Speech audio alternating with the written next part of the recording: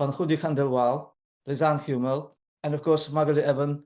Welcome to Digital Markets Research Hub. We introduce today a new format where my great colleague, Magali Eben, and myself will be trying to, in a very amicable and interactive way, to learn from PhD scholars who advance in their research in the area related to competition law policy, and with main focus on digital, but maybe we'll occasionally go beyond digital market.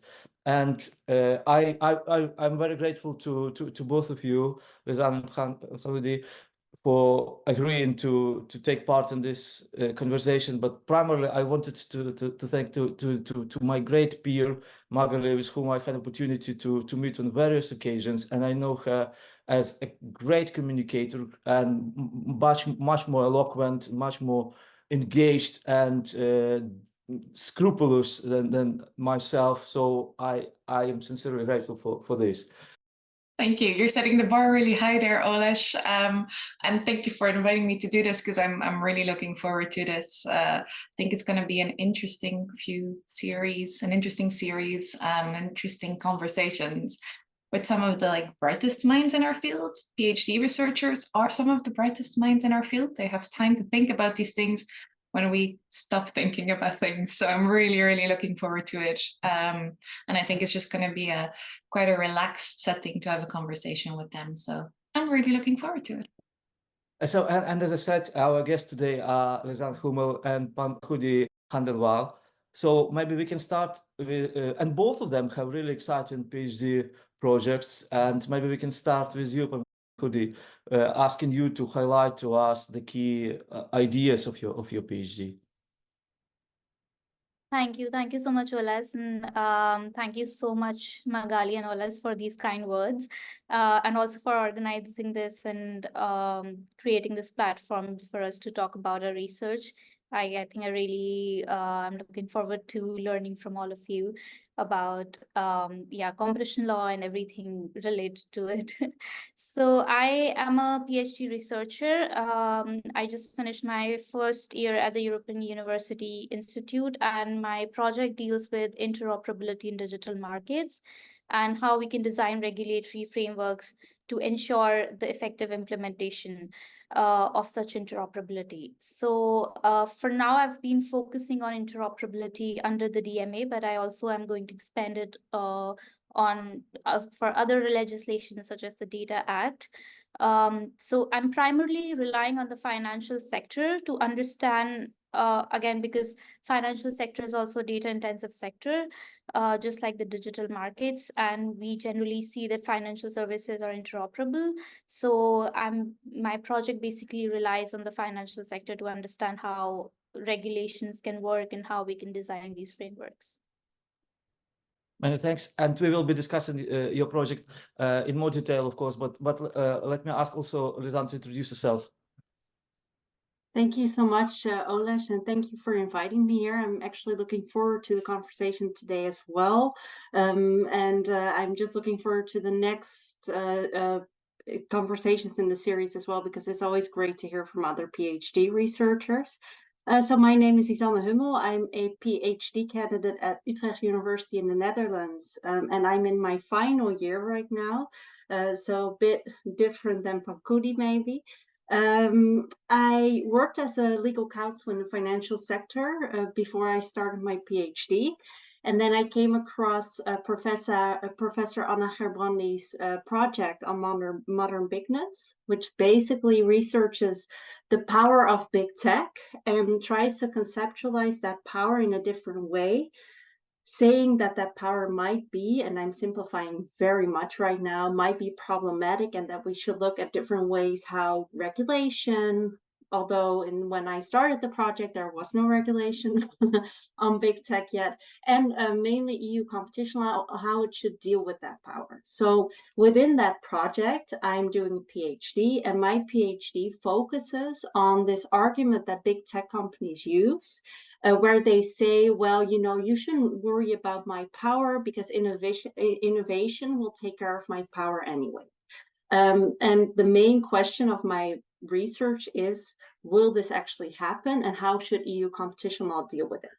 Well, I found out pretty early that as a legal researcher, I will not be able to answer that question on how innovation will deal with the market.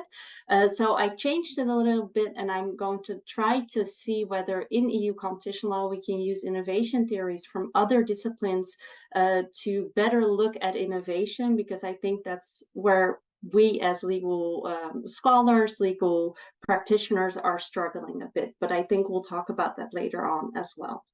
Perfect. Maybe we can go straight in, and Pankhudi, you can explain a little bit more about what your research project is and what you're focusing on, and then we can delve right into the questions. Right. So as I said that I'm relying on the financial sector. So it all started with, so I was observing Indian UPI system, which is the payment system. And as we know that interoperability can have a lot of trade-offs. So there's privacy issues, security issues. Also, there's issue of what effect it would have on innovation.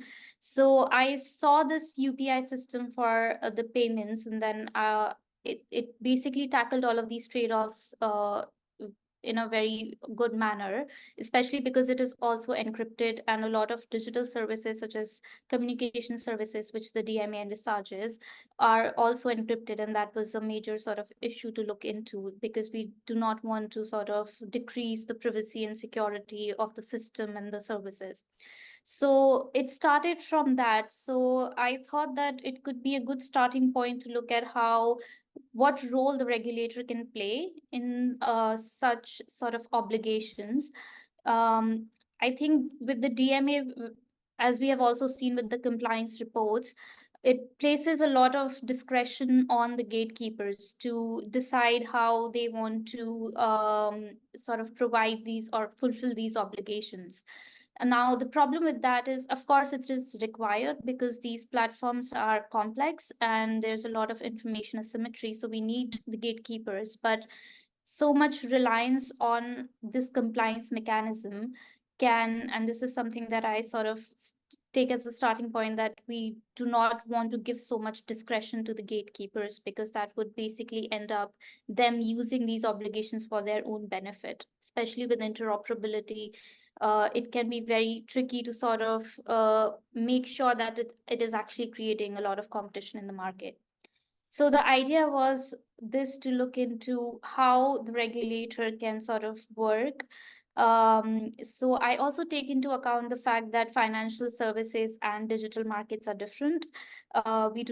Financial sector has very limited data, and the nature of data is very sort of similar as compared to digital markets, where we have different kinds of services and different platforms and different type of data. And then usually financial sector already has a regulator which envisages a lot of different transactions, something that we don't see in the digital markets. So that's why I sort of look at how we can have a co-regulatory approach where we create a balance between the agency that we give to the gatekeepers and the control that we give to the regulators. So I look at certain mechanisms, and because I'm still in my first year, these are very preliminary sort of tools that I look at. So for instance, usually there's licensing in the financial sector. So I look at how we can have this sort of alternative forum where you can have this licensing. So it's not a compulsory licensing system, but basically what you can do is you can go to the regulator and seek licenses, so that once you sort of comply with these privacy and security requirements, the gatekeepers then cannot refuse interoperability.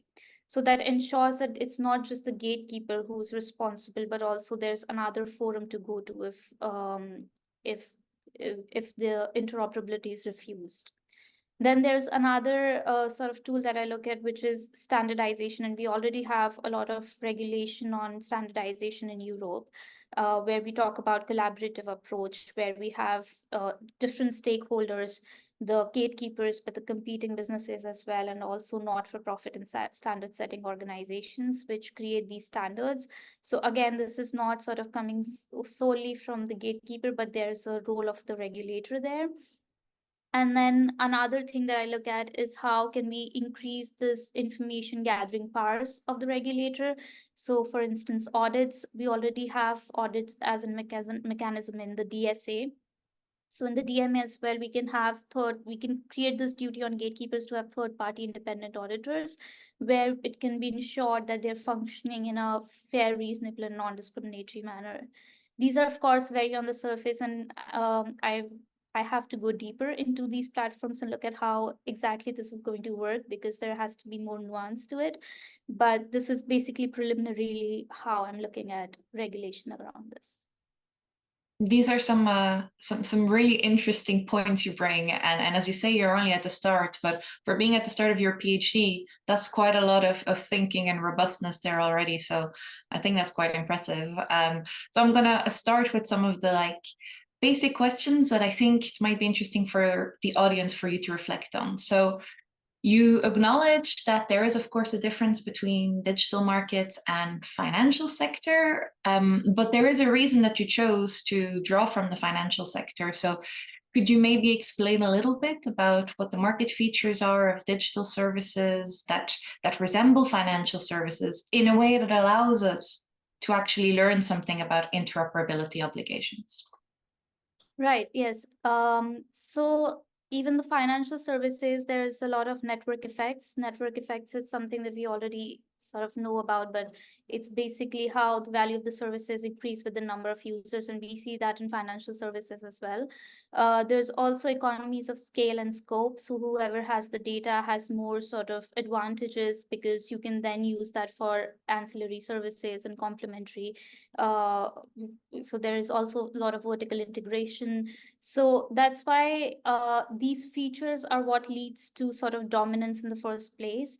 And a lot of times, even in the financial sector, especially in the UK, we see that the incumbent banks, for example, had a lot of advantage, which is why we had open banking in the UK. So these sort of features are similar to digital markets, where even the gatekeepers enjoy these powers. And by gatekeepers, I of course mean big tech. So the idea is basically that we want to ensure that these features of the market do not lead to unfair advantages. And this is why this is where interoperability comes into place, because interoperability allows these competitors to compete on merits. So it might be that there still might be a winner of the market, but if that winner of the market is based on merits, so this is something again that I talk about in the UPI system, that there are big players such as Google Pay, WhatsApp Pay, etc. But there are also players which are Indian incumbents or small companies which fight for market share, even the banking apps. So the idea is that there's still competition, but that competition is based more on user interface and better services and promotions, etc., not because of these economic features of the market. All right, Lisanne, did you have a question? Yes, I have one question for you, Pankhudi, and I think it also builds on Magali's question that she just asked you. So coming from the financial sector in Europe, so I think that might, or the European continent, let's be very precise. And I think that you focus on the UK open banking and also on the Indian system, right? So in the EU, we have a very specific history to the financial sector with the financial crisis and, well, maybe some nationalizations that have also happened, which created some sort of mistrust in, I think, the financial sector.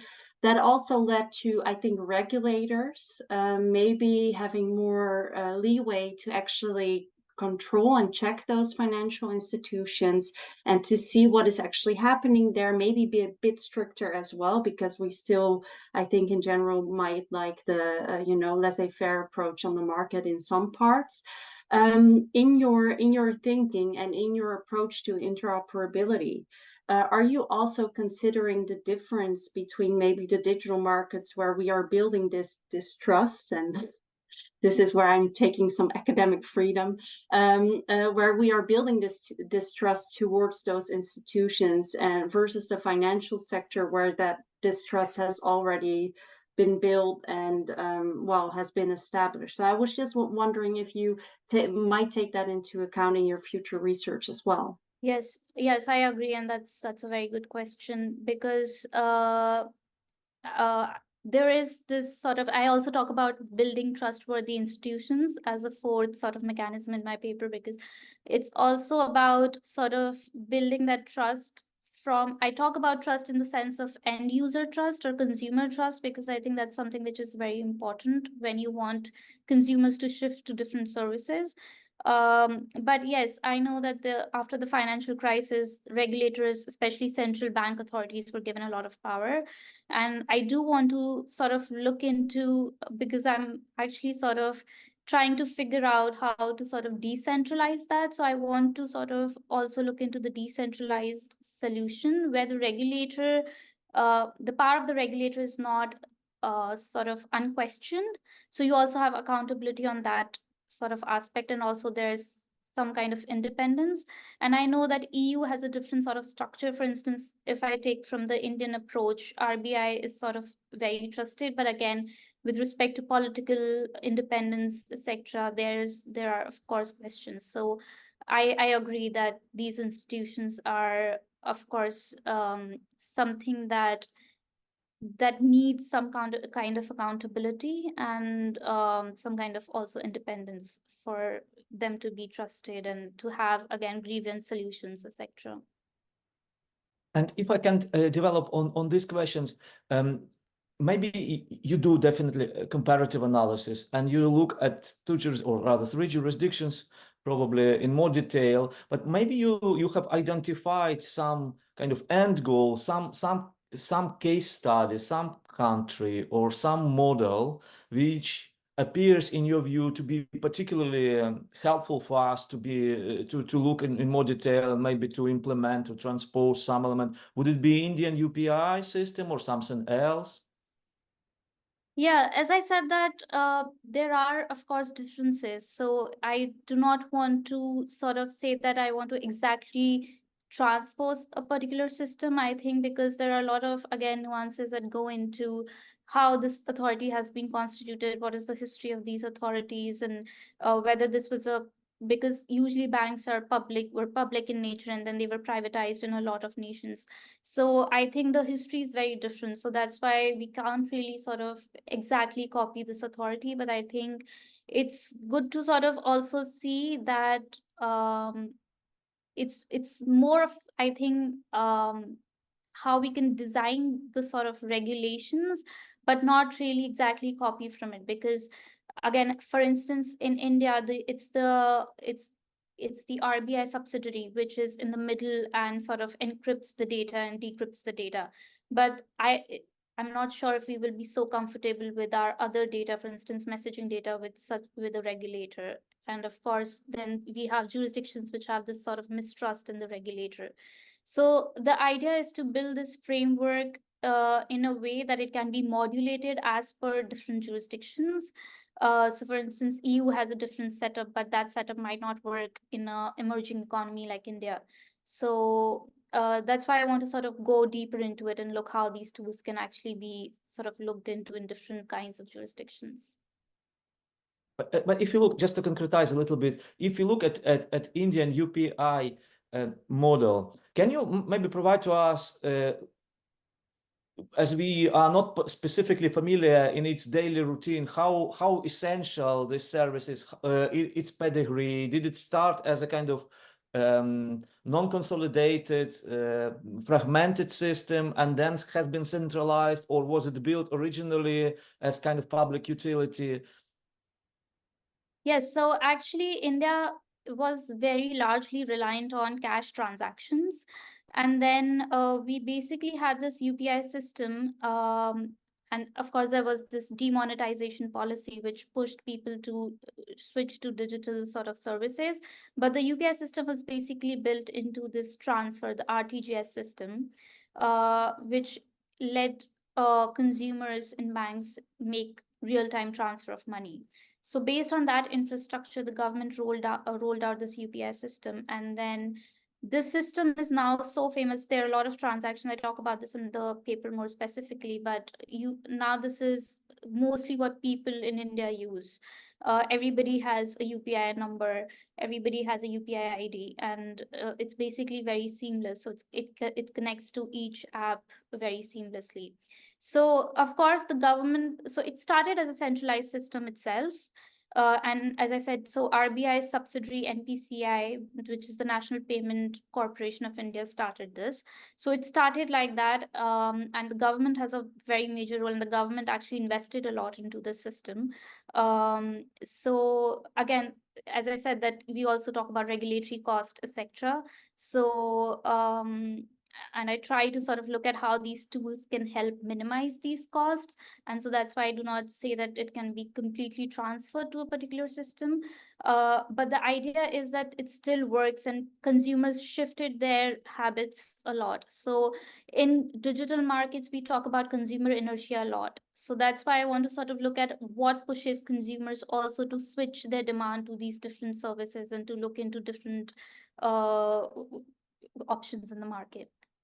It's a really interesting system also for us to learn from. I think so. You also bring up Kenya and Brazil in the work, which I think is really interesting because to some extent in Europe there are loads of different things on the table, including in digital markets a centralized infrastructure that would allow all the commercial entities to plug in, but the centralized infrastructure would have some kind of government involvement. And all of these are really interesting ideas. But they have, to some extent, been tried and tested elsewhere, right? And we have a tendency in Europe to navel gaze and not to kind of look outside our borders. So I just wanted to comment that I think kind of getting a perspective of what has happened elsewhere is really useful. Of course, the historic, but also the current economic features are very different. But I just thought it was worth emphasizing that this is something we should do more. So I'm really glad that you're doing it. Yeah, I'm glad to. I think also in Europe, there are a lot of different frameworks already within the EU. So it becomes a bit difficult to think about them in a harmonized way. So I think it's, and again, in emerging economies, there are a lot of different approaches that happen because the problems are different. And so the solutions are more, adjusted to the economy. So I think it's interesting to sort of see what works and what doesn't.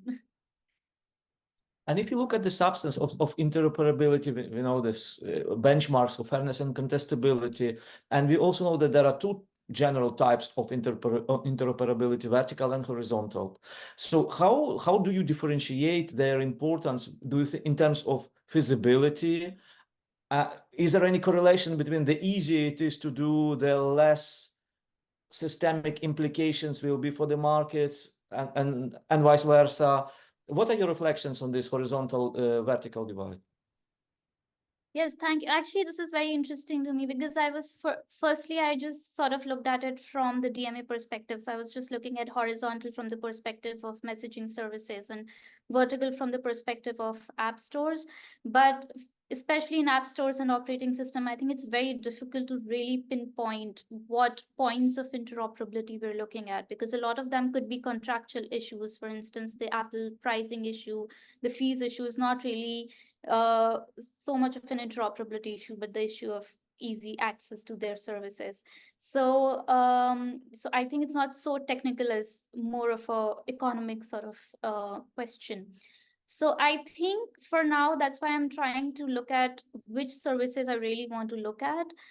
For instance, the Microsoft Teams case, the bundling case, I think it could be very interesting to bring interoperability there, that you can actually log in from different services and so bring in more competition into the market so that you don't have to use the same service for different things. So similarly, we can have interoperability. So I think that could be one of the sort of vertical interoperability service, right? Because you're using Outlook, but you can also have interoperability with Zoom, where you can create a lot of times you can't really switch on from Microsoft services to other services. So the idea behind vertical interoperability is to sort of really look at whether it's an interoperability issue, which becomes more tricky because horizontal interoperability, it's easier. For instance, we talk about interoperability between social media.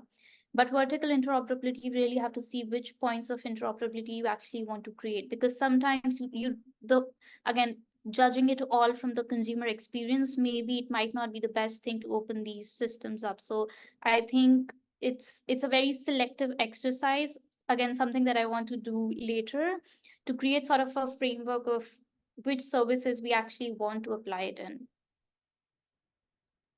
Do you have an idea of how we're gonna kind of evaluate whether interoperability is a good or a bad thing? So are there any pros and cons of interoperability that you're bringing in? I think at some point in your work, in your paper, you also mentioned the Google open ecosystem versus the Apple closed ecosystem, which in the United States is a big thing, right? They're saying you shouldn't force Apple to interoperate because consumers will use the value of security and privacy. So I'm just wondering if there are particular benchmarks or elements that will go into your evaluation of whether interoperability is good or bad.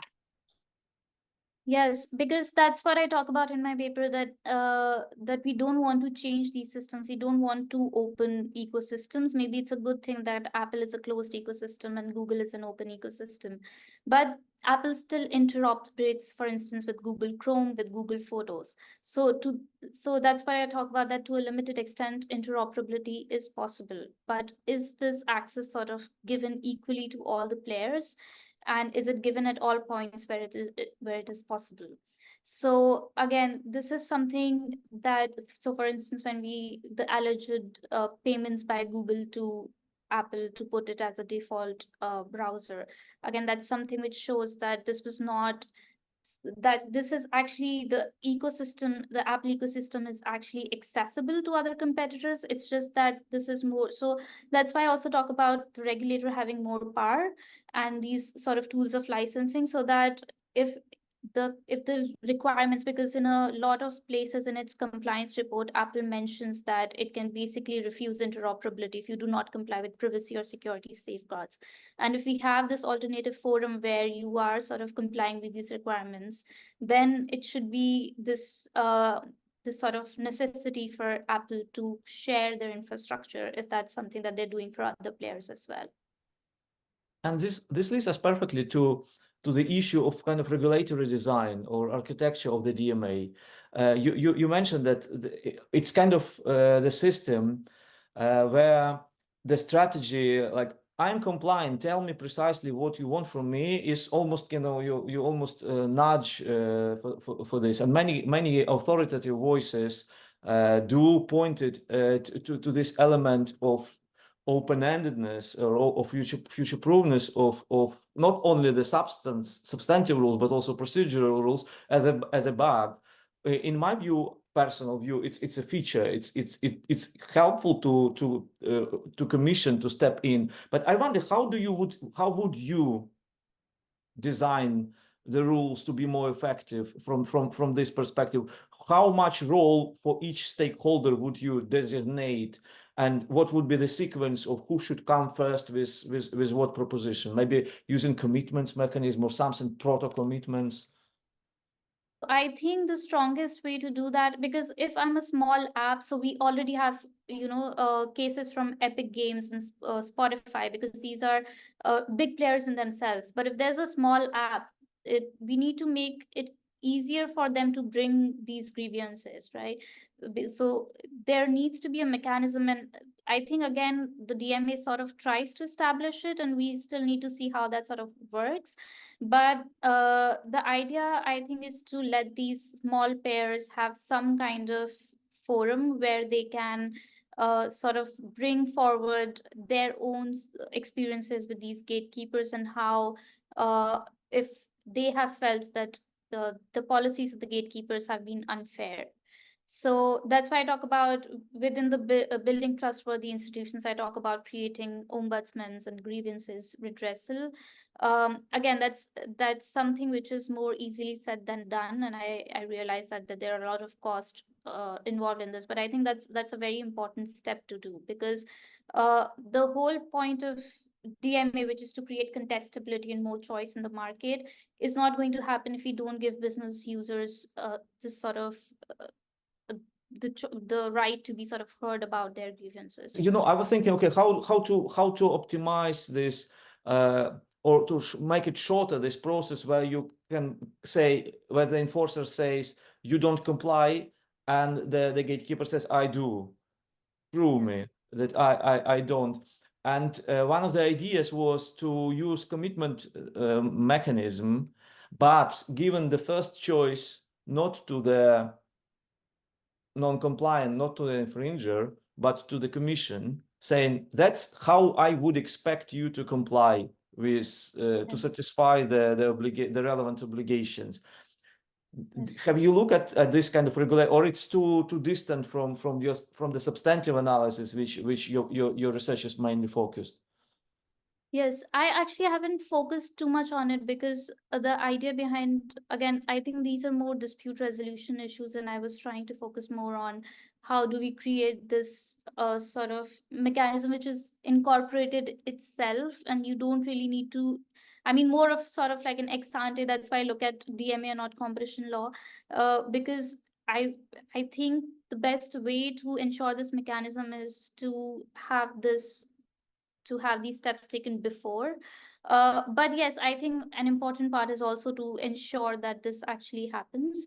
And yeah, so regarding the commitment, I've not really looked into it, but I think it's interesting to sort of, the whole point is that a lot of times this is something that we have done, but the commission does not have enough information, right? So when the gatekeeper says that this is not possible, or that we do not have, this particular, say, player is not compliant with privacy or the safeguard issues, or this is something which is not possible, it takes a lot of time to actually figure out if what they're saying is true or not. So I think that's why I sort of talk about creating these tools such as licensing, where you already have these safeguards by the with the commission, where you already have done all of this requirement to see what actually is the risk behind interoperability, and then you don't really need to sort of go into this with every player. So it's something that you can, yeah. Just to build on that question and answer as well, what I'm very curious about, because I don't know the answer to this myself, but I think you also read through all the compliance reports, right, for the DMA from Meta, and and to what extent they actually think that whatever interoperability mechanism they will choose, whether that will bring other problems like privacy and security. Just from your experience with these interoperability mechanisms, and then disregarding what we could do in the future, but what is happening now, do you think that these big players, these gatekeepers, are actually complying with the DMA in the way that they do it now? Or do you think that they are still withholding a little bit and they could go further, and then a normative question, they should go further? It's maybe also more of an opinion than a very well-researched question, but I'm very curious about your answer. Yes, I did read the reports, and I think it was very interesting. And I think it's also interesting to see that each gatekeeper deals with it in a very different way, all these obligations. So I think for Microsoft, I looked at it more from the interoperability perspective. So I think for players such as Microsoft and even Google, it's not so much of an issue because their ecosystems are like that. And I think also they know that it's difficult to really sort of, for the commission also to really pinpoint where exactly they've created these lock-ins. For instance, for Google, it's the advertising sort of because the most of its revenue is coming from advertising. So it's basically that everything is accessible, but then I think, and again, that's something that I have to sort of look into, of how you can have more interoperability between these different players for even the business user to shift their advertising services from one player to another. But also I think Apple's report was, for me, it was very clear that they don't really want to comply with it. Again, I think it's very difficult for them to also open up, and that's their business sort of ecosystem that they've created it in a way that they do not really want to engage with these obligations so much. I think Meta was because I saw the WhatsApp interoperability, and they have actually created a system.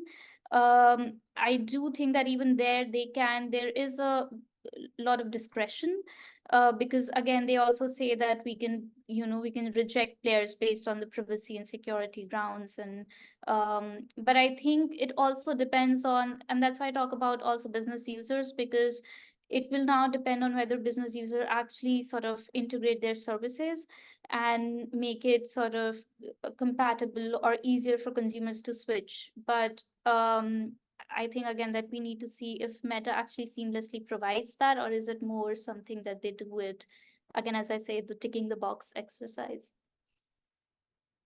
I think this idea of how they're going to design interoperability leads us relatively well into Lisanne's, so the design of products and business models. So Lisanne, do you want to tell us a little bit more about what your research is about?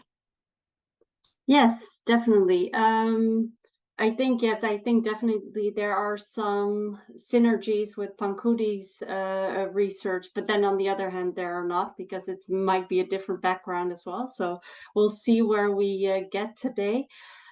So the background of my research, as I said before, is this conceptualization of power of big tech companies that is broader than what we think of currently in EU competition law. So it's not only market power, but it affects all these different domains: economic, social, political. And then the question of whether innovation is a competitive pressure on these big tech companies, or whether innovation is a counterpower to these big tech companies. That's the basic tenet of my dissertation. So when I started with that question, I was kind of lost because it's a very big question. And so what I thought to just start with when I started my PhD was, okay, so how do we deal with innovation in, well, first EU competition law, because I thought that's the part that I actually understand. That's the part that I know how to research. So I looked at EU competition law. I looked at how, well, in court cases, but also commission decisions, how they described innovation. And to my shock or disbelief, there was not a lot of depth to what type of innovation we want to protect. It's often said, oh yeah, we want to protect innovation. Innovation is important as a competitive pressure, but what type of innovation? When is innovation protected? I couldn't really see it. And when we try to conceptualize innovation, I could not really see how the commission or how the courts allowed the commission to do that. So what the only thing I saw, for example, in innovation spaces, is that the commission in pharmaceutical markets, they looked at pipeline products. Okay, well, you know, you have this development from an idea, and then you have these, substances, and together they make this medicine, and that's how you get to innovation. And they compare whether, you know, these pipeline products are the same and whether they compete with each other.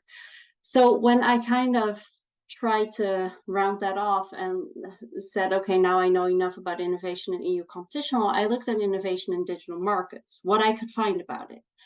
And what I found is that innovation works very differently in digital markets than those pipeline products or innovation spaces, what the commission is talking about in these agri-food and pharmaceutical markets. So it's much faster. It isn't very clearly delineated how they develop their innovations, these companies, I mean. So I was like, okay, so how can we use these tools of the commission when we're talking about innovation? How can we use them in digital markets? And I just couldn't find a way.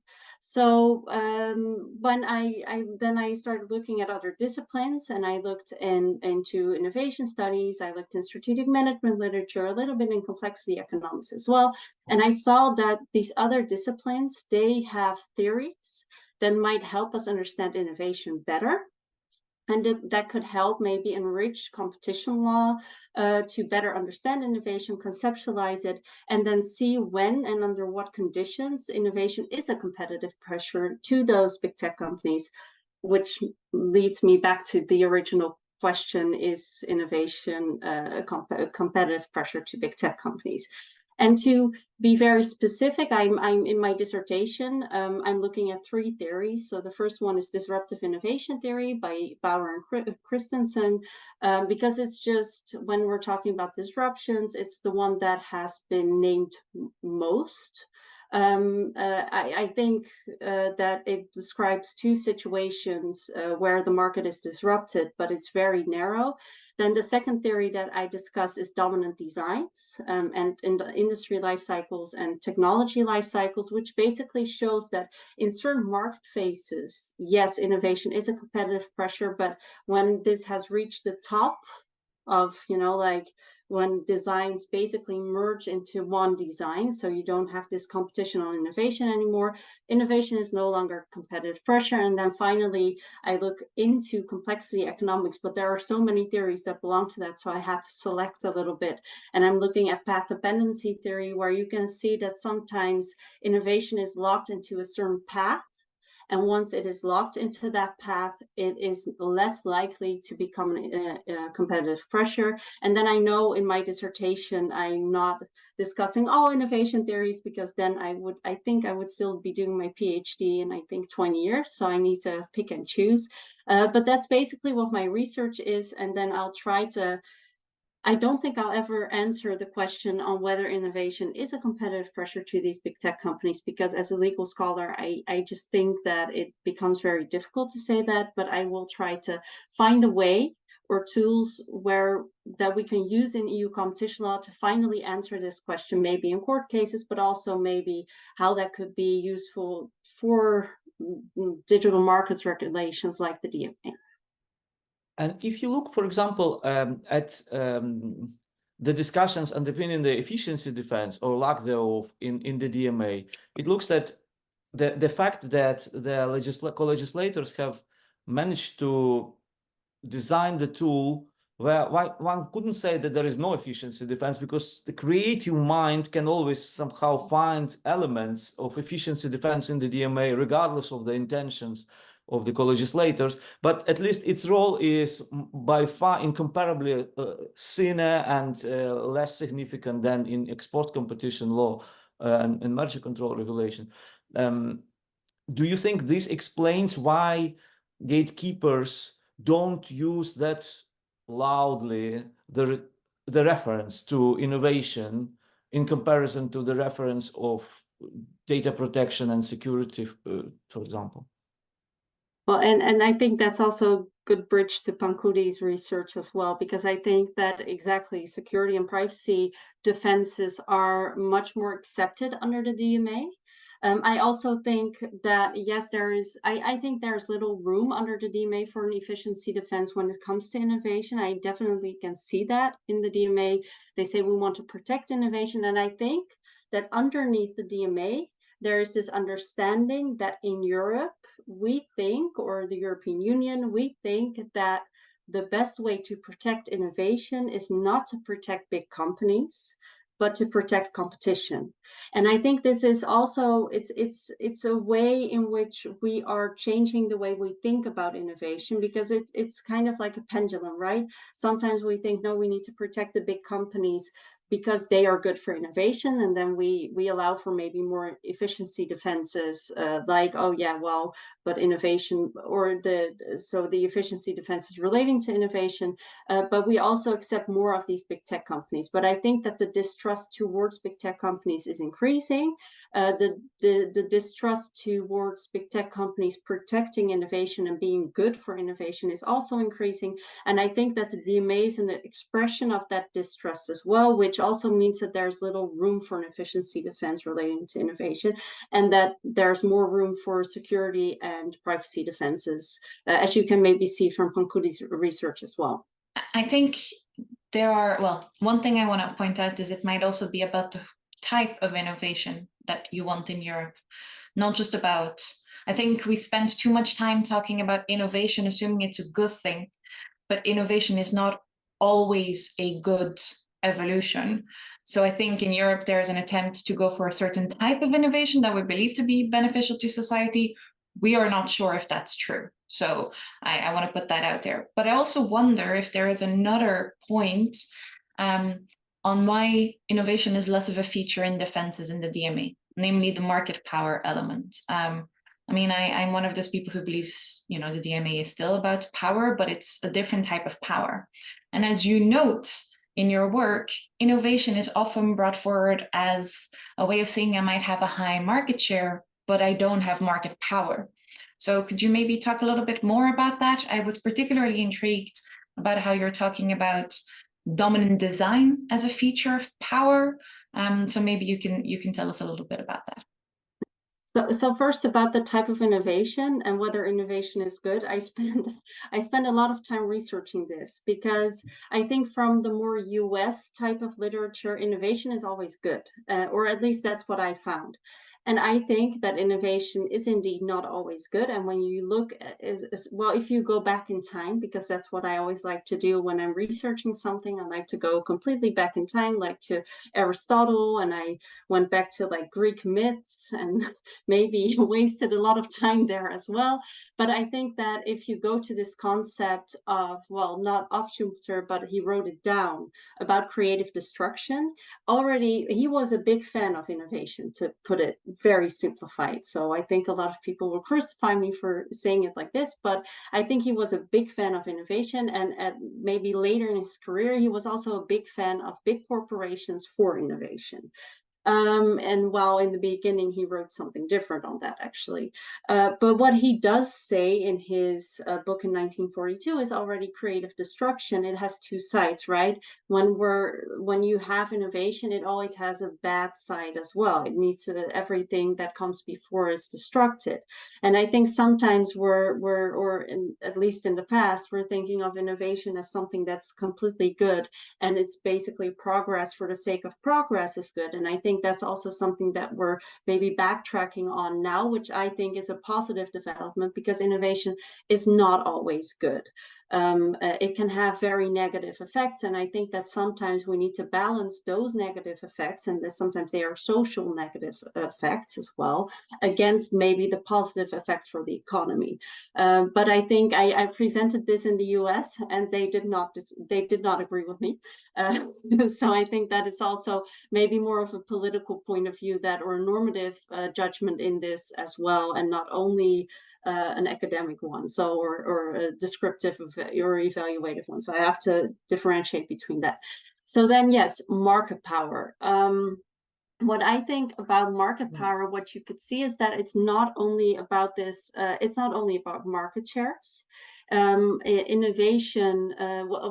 So going back to the innovation as a competitive pressure, what you see in these judgments of the Commission as well, or the decisions of the Commissions as well, is that, you know, they basically said in, I think it was Cisco, well, you know, if innovation is a competitive pressure on a company with a high market share, that makes it so that they don't have market power. And I think that you can't really say that in some cases. So when you look at this theory of dominant designs, it basically says that in the beginning, when there's a technological discontinuity, for example, when we go back in time, you had a car. They came to the market with cars, which was, of course, a big innovation. You had different types of models of cars. You had bicycle manufacturers that started with cars. You had maybe just people who had never built a vehicle at all. They started with cars. So you had the steering wheel up top. You had different types of gears. And at one point, you had Ford with the Model T, that basically had the design that was so accepted by the market and by designers as well, that it became the dominant design. And it took over all these other types of designs, and it lasted for a while. Even with the electrical cars, it's still lasting now, because we still have the steering wheel on one side, we still have the gearbox, we still have, you know, the gas and the brake, basically in the same way. So you see that when there's a dominant design, it all kind of stays the same. So before a dominant design, you have all these different types of designs, and they compete on innovation. So it goes quite quickly. And if you take that example to digital markets, you can see, for example, the mobile operating systems. There were many types of mobile operating systems. And then at one point you had Google opening up their mobile operating system to third-party app developers. Apple kind of copied that, and afterwards there was just no room for other types of design in the market because it was just so popular as well. So you see that once there's a dominant design and the company, especially in digital markets, because of these network effects and economies of scope that Pankhudi talked about as well, you see that this design becomes dominant and it's very difficult to compete with that. And the company that has that dominant design, it basically takes over the market. So I think that is what we see in digital markets as well, that when there's a dominant design, it just becomes very difficult to compete with. And we as competition law scholars or practitioners should no longer say, well, innovation is a competitive pressure on the market, but maybe we should accept that these companies are dominant and might even remain dominant if we don't intervene, maybe with regulation. Okay, can I ask you maybe a question about the measurability of these issues? Because we see two extremes. One response to this very complex phenomenon or range of phenomena which we label innovation, is that, okay, it's getting more and more technical, so we match it with complexity theories and more sophisticated, refined analytical tools. Another extreme is to say that, come on, it's immeasurable, let's just rely on common sense, on political will, on intuition, and that's the reason why we abandon all the sophisticated ping-pong games between those who are masters in measuring things. Where would you position your view in with regard to the role of innovation in the DMA primer? So I think this is one of the issues that I have not really fleshed out yet. Or while I have thought about it extensively, but I find it just a very difficult issue. And I don't know if I ever have a clear-cut answer. So I think currently, but it might change in the future because it depends also on what type of information you receive. And I think there are so many developments, especially also in the technical part of how to measure innovation, that maybe if there might someday be a perfect way to measure innovation, well, I'm all for it.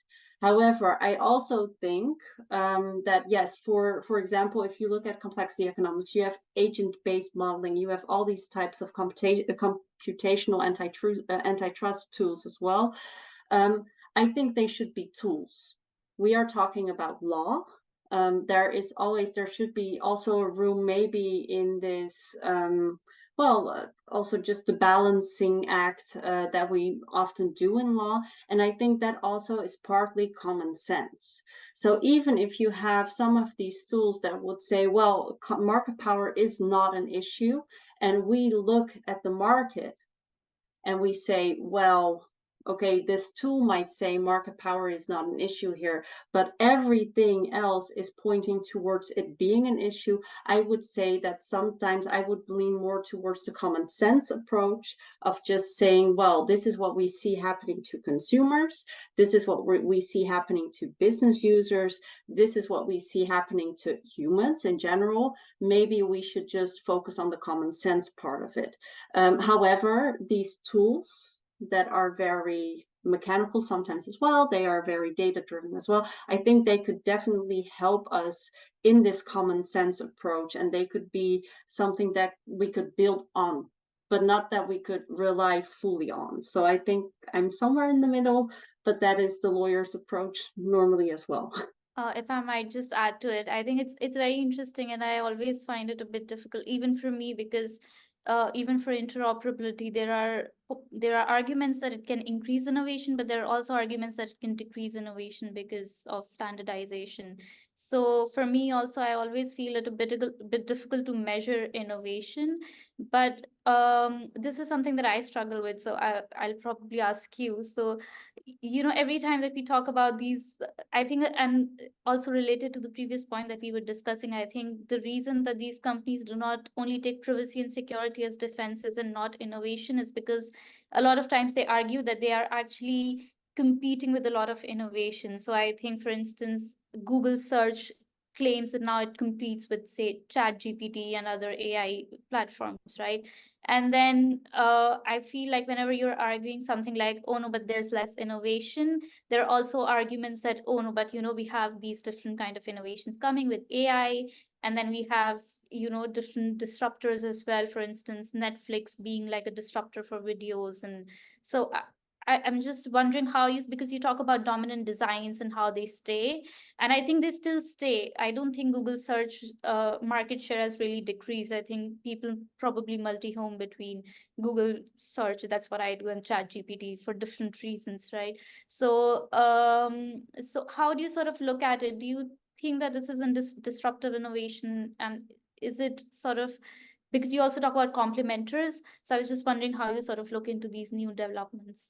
Well, thank you for the question, because that it points towards a different part of my PhD. But what I also wanted to point out when we're talking about interoperability and how and innovation, I think that one of the most important parts for legal scholars is to actually start understanding the technical details. Because if you understand what is happening and how interoperability, for example, works, I think we can better understand how to protect innovation, whether it will harm innovation, and how to deal with that. So I think that is also where research comes in, because I know that practitioners don't always have the time to delve into these systems and really flesh out how they work. And I think that that's also why your research, for example, and I think there are many other, PhD researchers, but also just, other researchers that focus on these technical parts. And I think that is very important to really understand how it harms or affects innovation. And then going back to, ChatGPT, whether it is a disruptor or whether it will change Google search's hegemony, I think, on the search markets or the broader markets. So with the dominant design theory, there's always a possibility for new technological discontinuity. Then that would mean that there's no dominant design. We would start another, dominant design battle until there is another dominant design. So it doesn't mean that a dominant design will last forever. So yes, dominant designs can always be threatened by innovation. However, if we look at big tech companies, and we look at Google, and we look at Google search, if we're talking about, will the product Google search be attacked by ChatGPT? Maybe. However, Google itself, or Alphabet, has a big part in the AI game. They are basically battling as well with Microsoft and all these other big tech companies to either, make sure that ChatGPT doesn't beat or take over the market from Google, or integrate these AI features that they sometimes use or copy from other companies.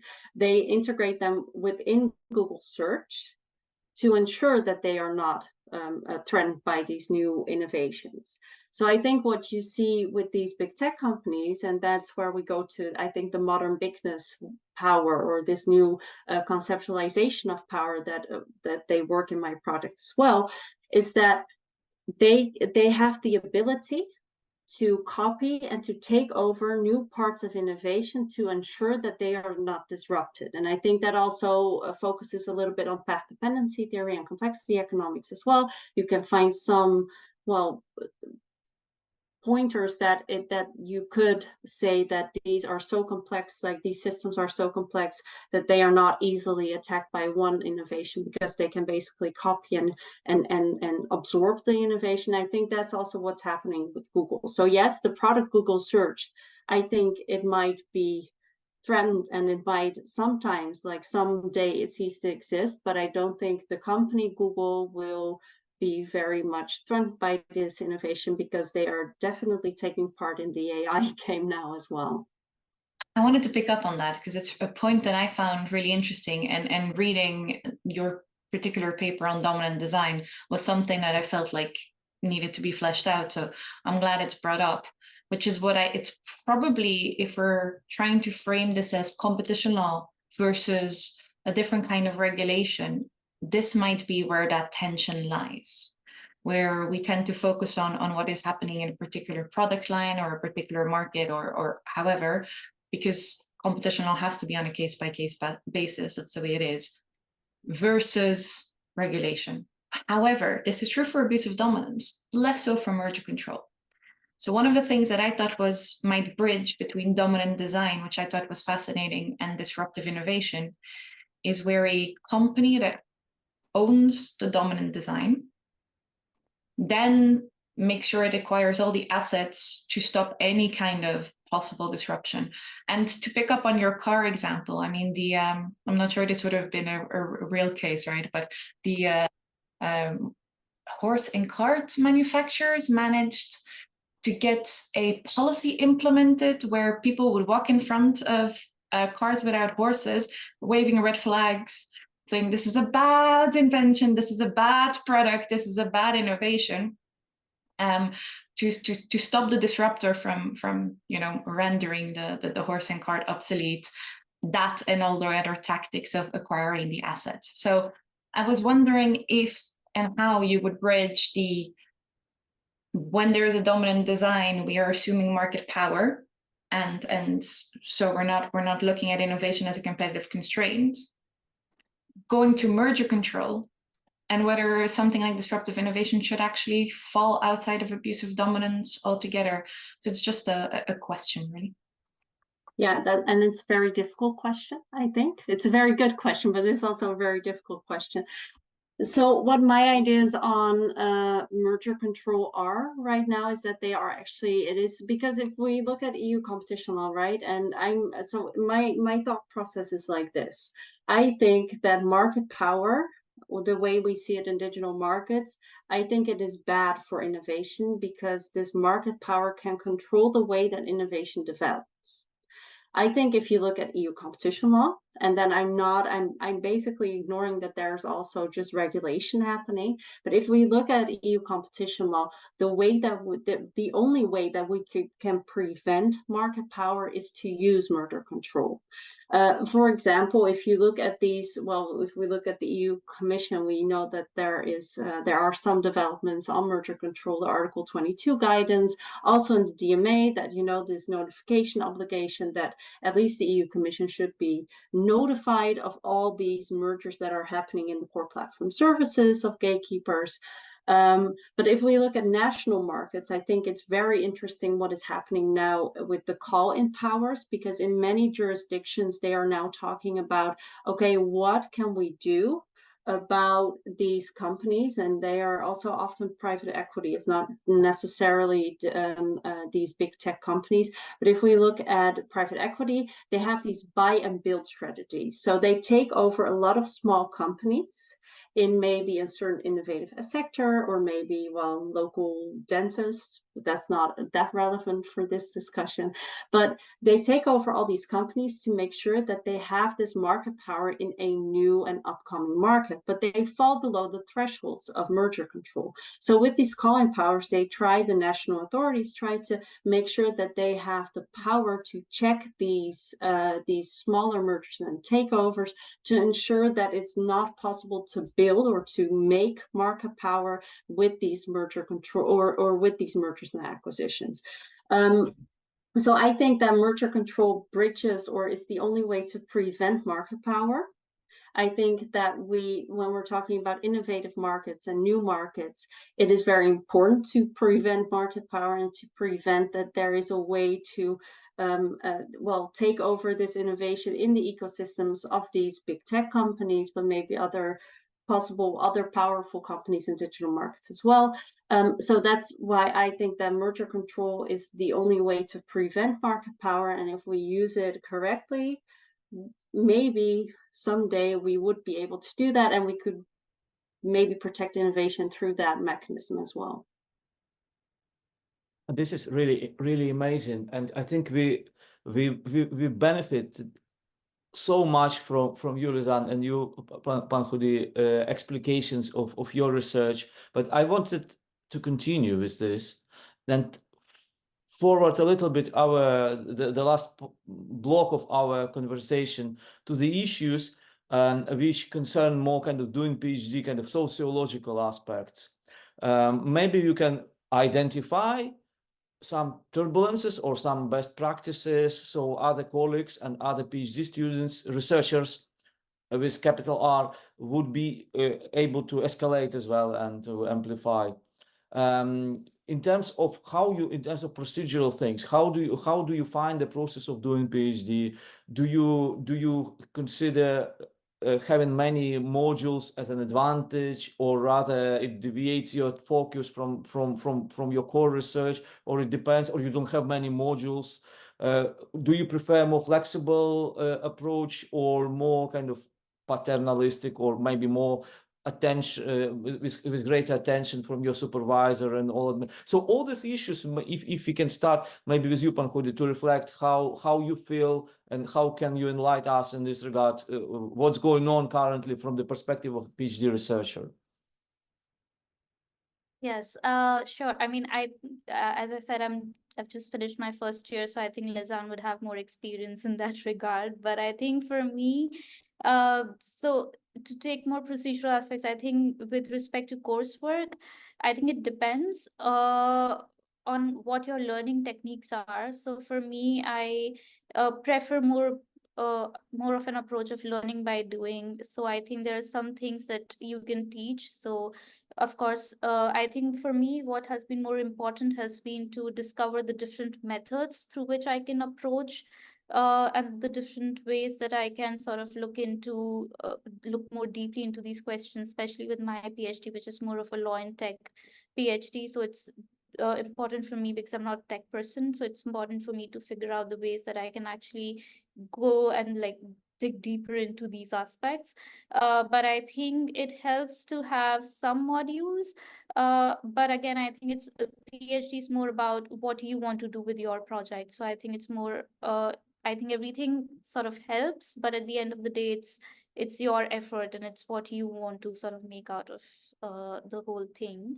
I think, and other than that, I feel for me, I think the most important thing is the relationship that you have with your supervisor. And of course, I think different supervisees have different requirements. And for instance, for me, positive motivation works. So I really look forward to actually sort of having my ideas questioned, but also sort of understanding where I'm going right and where I'm going wrong. So I think that sort of works. So I think it's also about figuring out and having that kind of rapport with your supervisor. Apart from that, I think when I made the decision doing a PhD, people told me that it's a very isolating experience because you're basically working on your project on your own. But I think, especially at my university, because there are a lot of PhD students, it's very helpful to have that kind of community where you can actually talk about your research, and you also have different kind of experiences. You will see people being stuck up and sort of just going in a downward spiral and then sort of picking themselves up the next day and saying, oh no, actually, it's maybe for good, because then I did not see this point. So I think it's also important to know that this would happen. Hasn't happened so much to me because I've just finished my first year, so I think I was still sort of scratching the surface, but I know that this would happen in the next 2-3 years. But I think it's important to remember that how to sort of make the best of your project, and how to make, I mean, you really need to have that kind of interest in your project.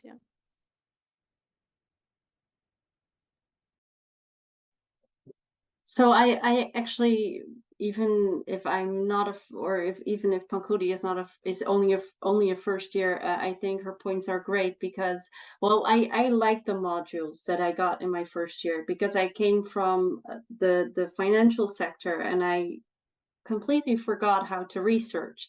So it was good to get back into it and to actually have a course on, how do you write a research proposal again, or how do you formulate a research question, because it's sometimes easy to forget those simple basic things. And I really started from the bottom in my first year, which was also during COVID. So I didn't really have a lot of human contact, a lot of virtual contact as well. So I think that the modules for me personally were great. However, they were a lot. And because they were online, it was sometimes just overwhelming and I was completely done with my laptop. So I think that there should be a balance, just not too often, but they are very useful if they are done right. I also agree with Pankhudi that just learning by doing, I would say try and fail. That's my approach to the PhD. I tried everything, failed at 90%, and then the 10% will will go into my dissertation. And I think that's actually the best way to describe what I'm doing still. And I think that's also good to talk about with other people, just how often you fail, because that happens a lot, but sometimes I see that people don't want to talk about their failures, but they want to talk more about their successes. And I think that, well, what I see as a PhD, what I experience as a PhD researcher is that I fail more often than I succeed. And that is also the most valuable part. So about my supervisors, I was very lucky to have great supervisors. I also think that, just as Pankhudi said, it's very personal, right? I like to be questioned because I can go all in on an article and I think, yes, this is the truth. And then I really need someone to say, well, I think you should maybe nuance a little bit. So I think that really worked for me, and I have great supervisors in that. I also think that in my first year and in this last year, I have more contact with my supervisors than in the second and the third year, because in your second and third year, you're more of like, I presented a lot at conferences and I tried to get feedback from other people than my supervisors. And now you start focusing again. And in your first year, you're just kind of like trying to find out what you're doing.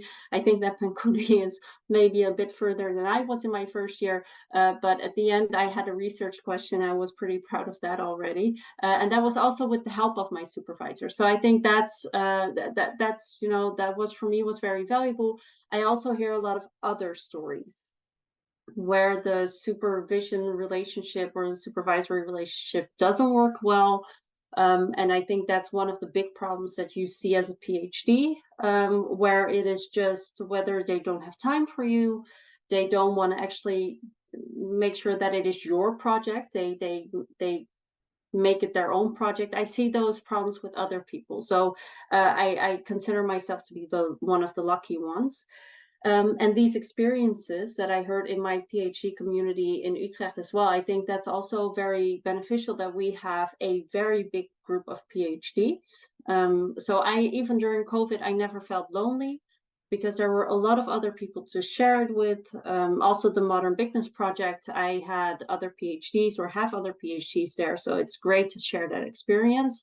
But also just, you can pick and choose. You don't have to join in every activity. I normally don't go every Thursday night, but they do. So that, you know, like you can pick and choose, but I love to talk to them over lunch, and it is okay whatever you do in that respect. So I think it's important to have a community, to be able to talk to other people, to also figure out whether your supervisory relationship is maybe weird, because I think that in the beginning I saw people accepting maybe a supervisor that wasn't so nice to them because they thought it was just normal. So I think this community is very important for a PhD as well.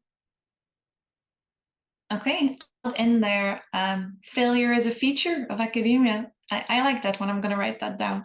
I think about the personal relationships, it kind of feeds in as well into some other things we could pick on.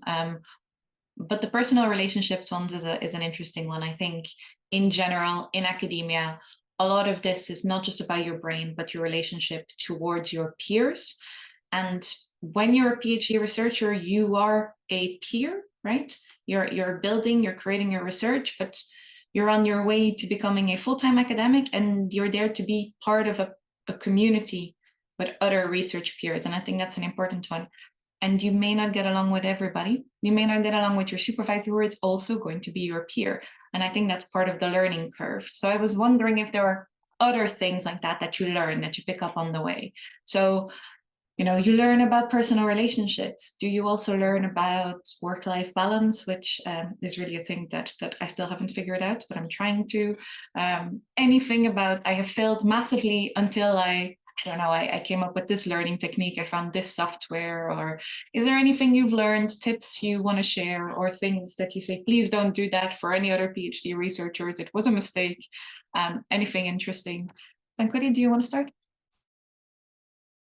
Sure, yes. I think again that depends from person to person, but I think there's also a lot of guilt in PhD because you never get done, right?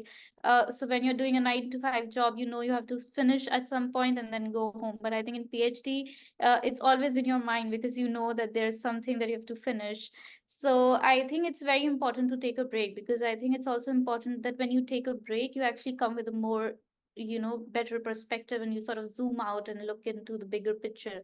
So for me, and I also, I think you have to accept that there will be days that you would just not be efficient, because it's also a creative process. So there will be days when you just can't, you will just stare at your laptop and then not get anything done. And I think it's something that I sort of learned in the first year, because in the first year, still sort of looking at everyone and sort of dealing with your imposter syndrome and sort of trying to figure out whether you even deserve to do a PhD. So I think for me, it was these days when it got like really heavy. But then I think when you talk to people, you realize that it actually, like, it happens with everyone, and then you have to just go forward, and then there will be days when you will be super efficient. So I think, yeah, it's important to take a break, because then that sort of really helps you just turn your brain off for some time and then come with a better perspective.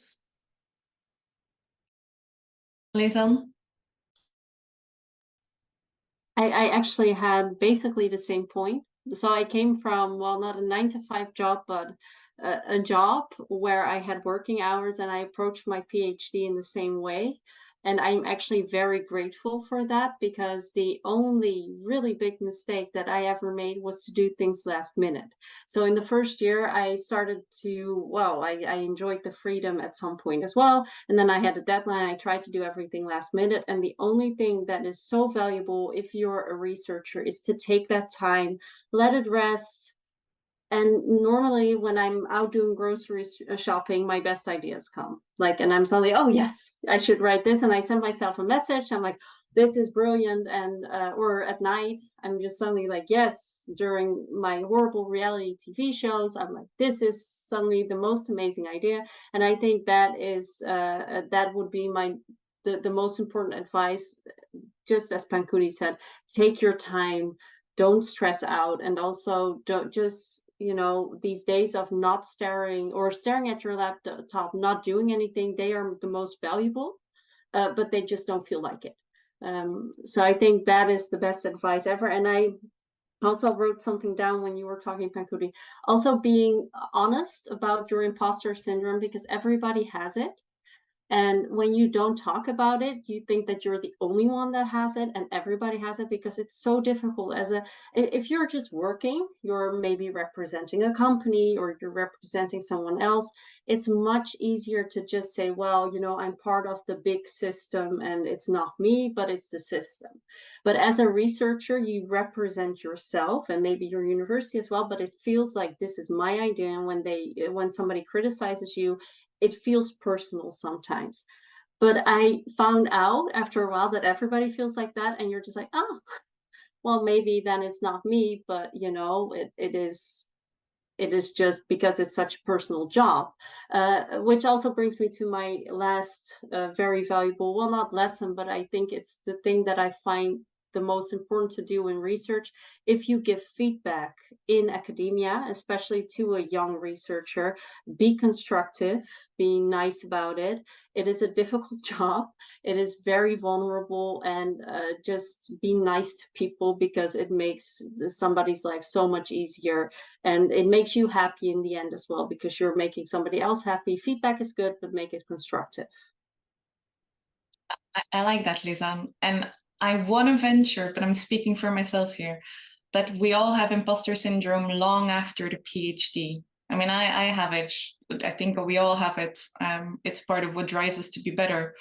And I also want to assume that the people who give mean comments are the ones who suffer from the most imposter syndrome. Because if you had some self-confidence, you'd be nice in your comments.